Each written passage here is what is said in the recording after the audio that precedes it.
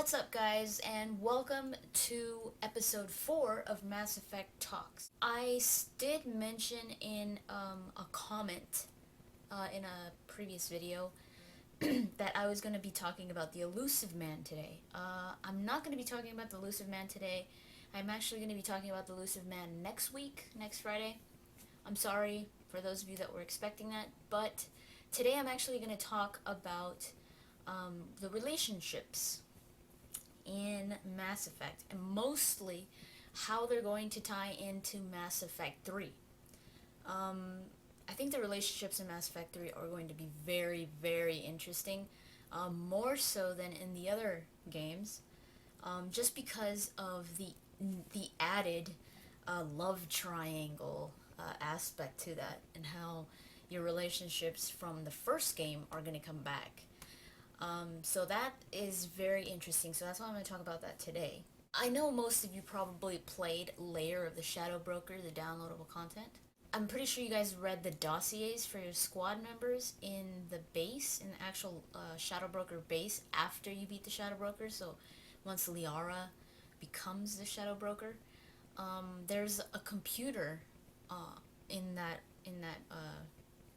base, where you could read dossiers, like very personal dossiers of your squad mates. And some of the dossiers kind of hint, I'm not sure if that's a good word to use here, but I think there may be little hints as to where the character is going to be heading in the future. So maybe Mass Effect 3, what we could probably expect from certain characters, and I'm going to talk about the relationship characters for this. So let's get started. I'm just going to be telling you the dossiers, and then we're going to go into what this means for Mass Effect 3 afterwards. So when it comes to Miranda, the dossier for Miranda, it didn't say too much about her, but it did have an interesting conversation between her and like a medical facility. They send her an email saying, basically giving her, like talking about results, these results that she got back. She basically has a problem, some kind of a benign, I'm guessing, I think it says neural something. I'm thinking it's maybe some kind of tumor or something like that. I'm not too sure, but it's benign, so it's not cancerous, but it is preventing her. They tell her that she can't have babies. She can't conceive because of it. So they say, there's the option of adoption, to adopt. So that's going on with Miranda. With Jacob, it talks about Jacob was pretty interesting. The dossier, there's not that much to Jacob in the dossiers, but they do have like an email of this colonel, an alliance colonel sends an email to Jacob, saying that he regrets that Jacob resigned from the alliance military. So I'm guessing this was maybe an exchange a while ago. So maybe he received this a while ago. But I find it interesting that they actually put it on there. Maybe it's a sign of something. But the colonel sends this email saying that he regrets that he resigned and this and that, and that he offers the position of first lieutenant to Jacob in the military, and with a pay raise. Garrus's dossier in the Layer of the Shadow Broker is pretty sad. I felt really bad for Garrus, and I was like, "Oh, poor Garrus." His mom is sick. She has, I think it's called Corpallis syndrome. Corpallis. I don't know what that is, but it's something that has to do with it's some kind of neurological problem, and it's pretty bad. So he has like this chat with his sister. I think her name was Sal or Saul or something like that. Saul something. But he talks to his sister. He asks her how mom is, and she tells him that she went through another session of the treatments, and that it was really hard on her. And the sister mentions that she wants to take her mom to another medical facility, like with the Solarians, because they're more advanced in the medical field. So she wants to she wants to take her there, but that it's too expensive. And Garrus offers to pay for it. He says, "I'll pay for it, right?" And she says no, and she kind of gets upset because hasn't been there for so long, and he doesn't really tell her what he's doing. So it's almost like he lets her believe whatever she wants to. Like, he doesn't want to tell her that he's on some suicide mission because he doesn't want to worry them. All they know is that Garrus is no longer in CSEC, and his sister kind of has like this argument with him and tells him, you're off doing mercenary work and on your pleasure runs. So she thinks that he's off doing whatever he wants, right? And Garrus doesn't tell her that, he basically doesn't defend himself. He says, well, you know me, he tries, I guess he doesn't want to worry them, which is sad, right? Because his sister believes that, he doesn't really care, that he's not there, and that she doesn't even want to accept his help. Sorry about the change. I'm actually using my webcam right now because my stupid thing stopped working. Like, it has nothing, no videos on it, and it says that I have no more room. So I have to use this webcam. I guess it's not that bad, but whatever. Anyways, where was I? I was talking about Garrus. Garrus ends up telling his sister that he's gonna be away for a while, and she says, off on another pleasure run, and he says, you know me.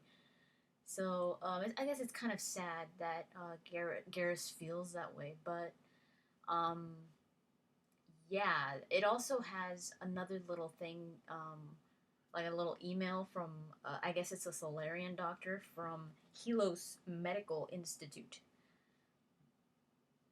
They tell him that they received the collector tissue that he sent them, and that's going to help them continue the research for the syndrome that his mother has, and basically that with his donations, maybe they'll be able to waive the fees for trial members. So I'm guessing that's probably Garrus's mom. So that's probably why Garrus is doing this. Um, and Garrus wants to basically keep these donations anonymous. When it comes to Jack, it doesn't say that much about Jack. It has a few funny things actually.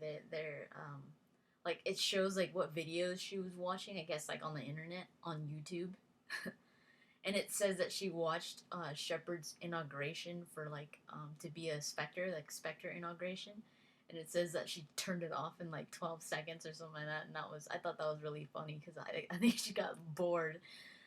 But it also says her name. I hadn't noticed this because I didn't read the dossier for Jack on the game. I saw this on the wiki, the Mass Effect wiki. But her name is Jacqueline Knott. Nout? I think it's Knott. Jacqueline Knott. And I was like, oh, cool, Jack's name. But anyways, it does talk about when Cerberus took Jack as a baby.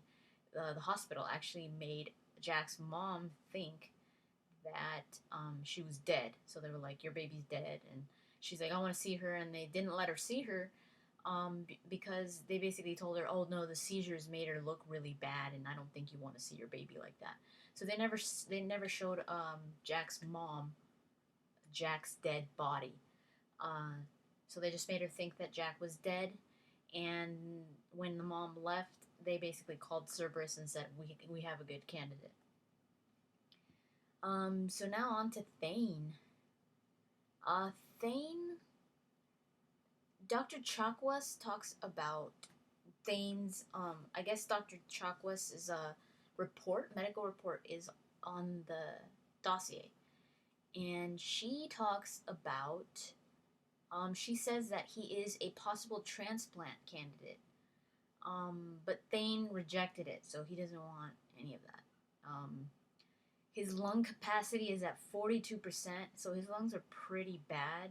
especially I think it was the left lung. I can't remember, but there's like scarring on it and stuff.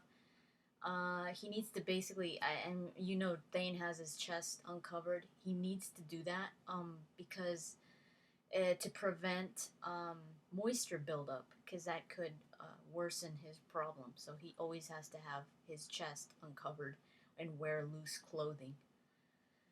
Um, and then there is also the love letter from Thane, which was pretty touching. This was mentioned in the previous Mass Effect talks, where I was talking to RL Chill. He talked about his relationship with Thane and the letter. So it is really, it's sad because then you're like, oh, you know, he's gonna die. Um, but yeah, and Thane does mention that Shepard is now kind of gave him like a reason to want to live, because he didn't really, he accepted his fate to die, until he met Shepard. If you do romance him. Now Tali, uh, there's not much on Tali. There's only the conversations between Tali and the Shadow Broker from Mass Effect One, how she was tied into with Saren, when she contacted the Shadow Broker regarding Saren. And then there's a letter that Tali writes to the parents of a Quarian that died in Haystrom. Basically, she's informing them that their son is dead. Um, Liara, Liara, there's no dossier on Liara. At least I don't think there is, but there was only squad mates from Mass Effect 2. But what happened with Liara in Layer of the Shadow Broker was a little like a little chat that she has with Shepard on the Normandy. If you romance Liara, you get to continue that in Layer of the Shadow Broker. Uh, there's a light exchange between Shepard and Liara, and they say Shepard mentions says this in a very joking manner. He mentions little blue children, right? So, kind of saying that, well, you know, what if they had kids, type of thing. So that's what happens with Liara in Layer of the Shadow Broker when it comes to relationships. So let's move on to the possible appeals that the specific relationships might have in Mass Effect 3. By appeal, I mean what will attract gamers to certain relationships. So, why would a gamer want to have a relationship with so and so over this person? Um, Not regarding the personality of the person, of course, just with events. And I think the appeal events, when it comes to events, Liara, we talked about this in the Mass Effect talks with Aro Chill also. He mentioned the possibility of having a child with Liara because of what they mentioned in Lair of the Shadow Broker. It was like, well, why did they even say that? I mean, yeah, it was just kidding, but maybe. I mean, it could be a possibility. Tali, this, um, someone mentioned it to me, and I thought it was a good idea. It's kind of does suck for other people that don't have romances with Tali, but I think it is a really good um, appeal, especially when you put it against Liara and having a kid. Um, is being able to see Tali's face only only for people that have romances with Tali. The person that mentioned this thing about Tali, and he has another pretty good ideas of the Quarians and the faces and how to do it. His name is Scottish Warrior 92, so shout out to you. He's pretty cool. You should watch his videos. He has a lot of we have pretty similar ideas when it comes to Mass Effect, so I would recommend watching Scottish Warrior because he's pretty cool. But anyways, he did say he talked about the having Tali being able to see her face as um, in the if you romance Tali. So that's a pretty good appeal for Tali.